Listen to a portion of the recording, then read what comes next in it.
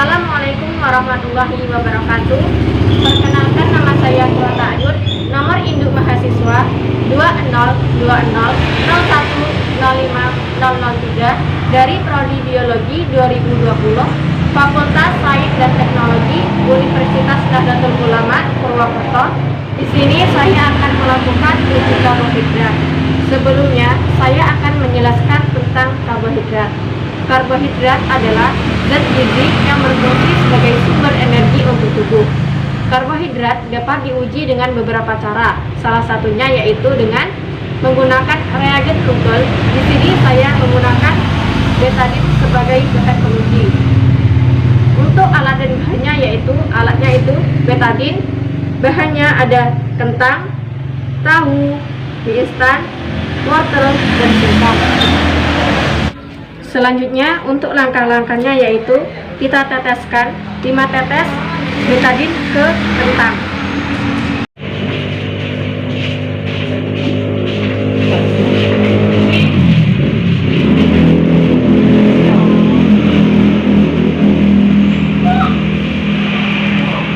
Dan yang kedua, kita teteskan ke tahu sebanyak 5 tetes.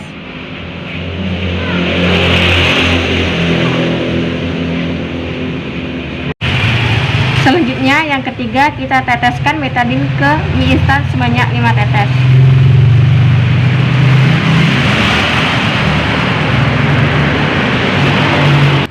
Yang keempat, kita teteskan betadine sebanyak 5 tetes ke wortel.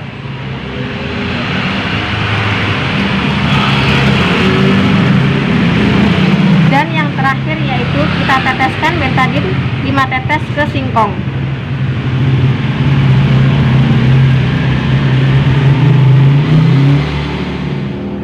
Kemudian kita amati apa yang terjadi.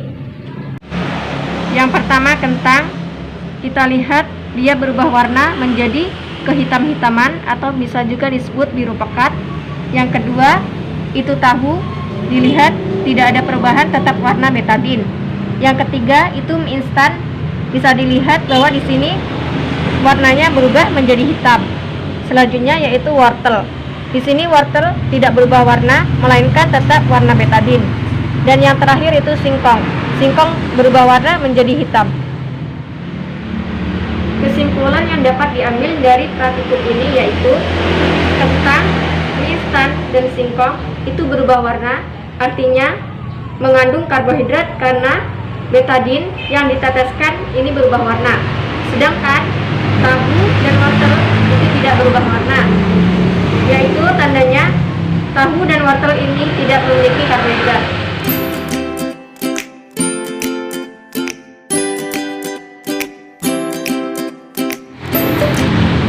Assalamualaikum warahmatullahi wabarakatuh.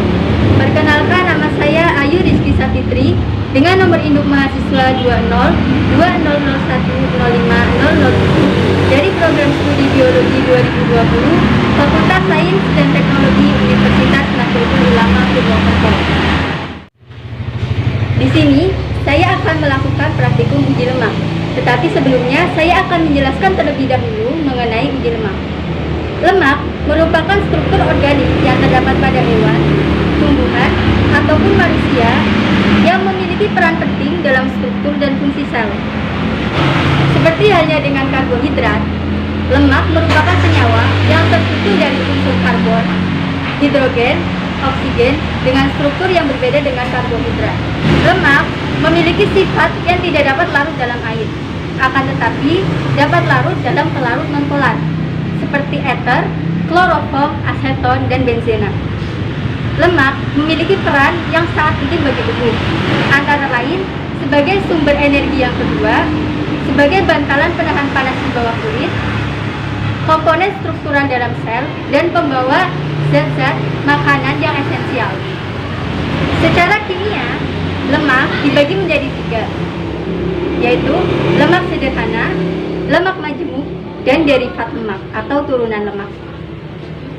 Menguji lemak dilakukan untuk mengetahui sifat, kelarutan, dan jenis lipid yang terkandung dalam suatu bahan. Menguji lemak dapat dilakukan dengan mengoleskan suatu bahan yang diuji pada kertas. apabila kertas tersebut menjadi transparan atau buram, maka bahan tersebut mengandung lemak. Pada praktikum uji lemak kali ini bertujuan untuk mengidentifikasi ada atau tidaknya lemak yang terkandung dalam suatu bahan. Pada praktikum kali ini, alat dan bahan yang dibutuhkan antara lain ada kuas, ada kertas buram, dan bahan-bahannya antara lain yang pertama ada minyak goreng, ada susu UHT, ada tahu, ada pisang, ada putih telur, dan minyak zaitun. Langkah-langkahnya yaitu dengan mengoleskan menggunakan kuas bahan-bahan yang akan diuji pada kertas buram.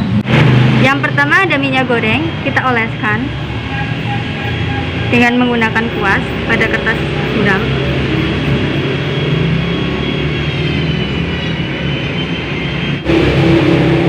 Yang kedua ada susu UHT.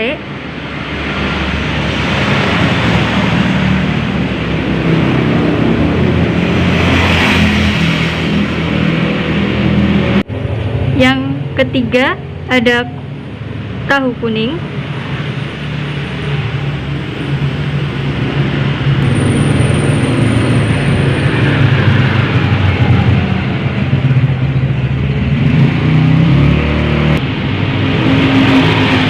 Yang keempat ada pisang.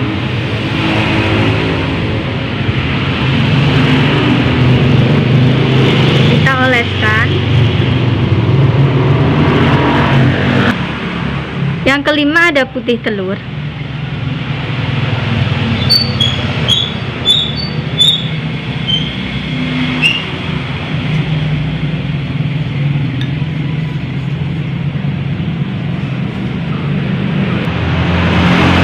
Dan yang terakhir ada zaitun, minyak zaitun.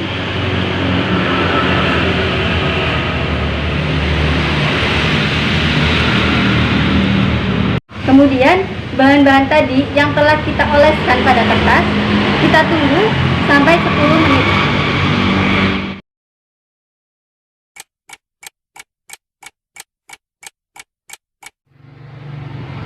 Setelah 10 menit, mari kita perhatikan kertas-kertas yang telah diolesi.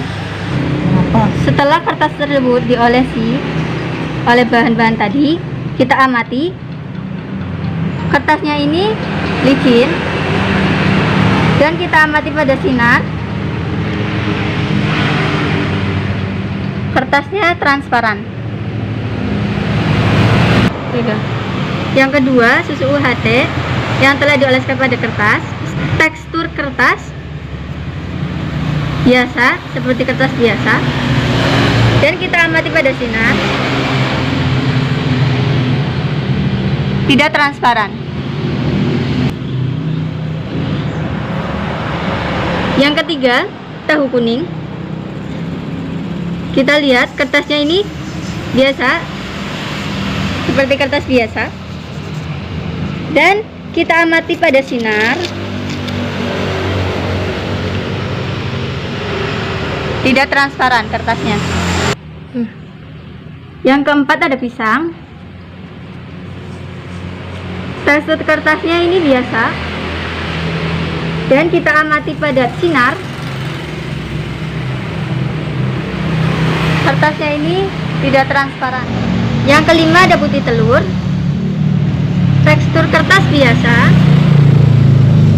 dan ketika kita amati pada sinar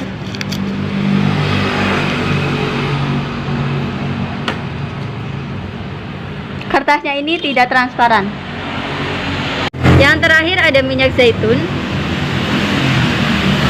Kertasnya ini menjadi licin, dan ketika kita amati pada sinar kertasnya ini menjadi transparan. Jadi, kesimpulan yang dapat diambil pada praktikum uji lemak kali ini, suatu bahan yang mengandung lemak maka akan mengakibatkan kertas itu menjadi licin dan transparan. Bahan yang mengandung lemak antara lain minyak goreng dan minyak zaitun.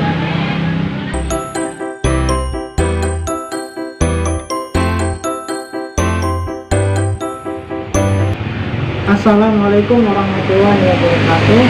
Perkenalkan, nama saya Siful Bari, NIM 20200105006 dari Prodi Biologi 2020 Fakultas Sains dan Teknologi Universitas Nahdlatul Ulama Purwokerto akan melakukan uji enzimatik. Sebelumnya saya akan menjelaskan terlebih dahulu mengenai uji enzimatik. Enzim bromelin merupakan jenis enzim proteolitik asal nabati yang dapat diekstrak dari buah nanas dan bermanfaat dalam pencerna protein makanan. Nanas mempunyai kadar asam yang tinggi sehingga bisa membuat daging empuk. Tujuan praktikum untuk mengetahui kerja enzim bromelin pada buah nanas. Adapun alat dan bahannya meliputi 2 buah mangkok, 1 gelas ekstra nanas, daging ayam, dan daging sapi. Langkah-langkahnya yaitu tuangkan ekstra nanas ke daging sapi dan daging ayam. Kita tuangkan ekstra nanas ini ke daging sapi.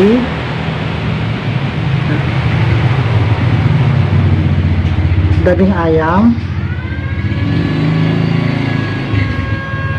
Selanjutnya kita tunggu 18 menit.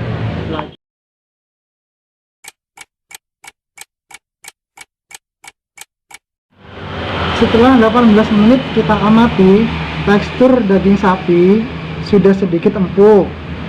Kemudian daging ayam juga empuk, tetapi jika dibandingkan lebih empuk daging ayam.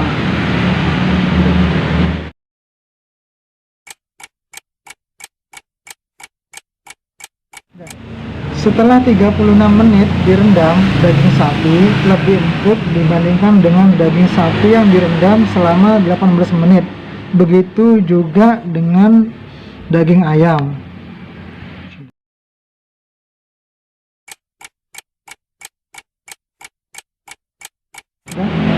Setelah 54 menit direndam, daging sapi lebih empuk dibandingkan dengan daging sapi yang direndam selama 36 menit. Begitu juga dengan ayam, lebih empuk dibandingkan dengan yang direndam 36 menit.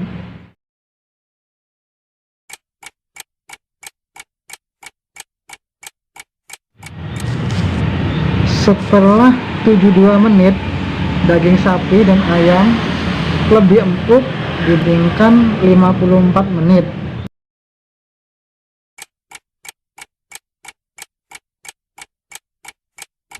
Setelah 90 menit, daging sapi dan ayam lebih empuk dibandingkan dengan 72 menit rendaman. Kesimpulan dari praktikum ini adalah daging sapi dan daging ayam akan lebih cepat empuk. Daging ayam ketika direndam dengan enzim bromelin pada air ekstra nanas.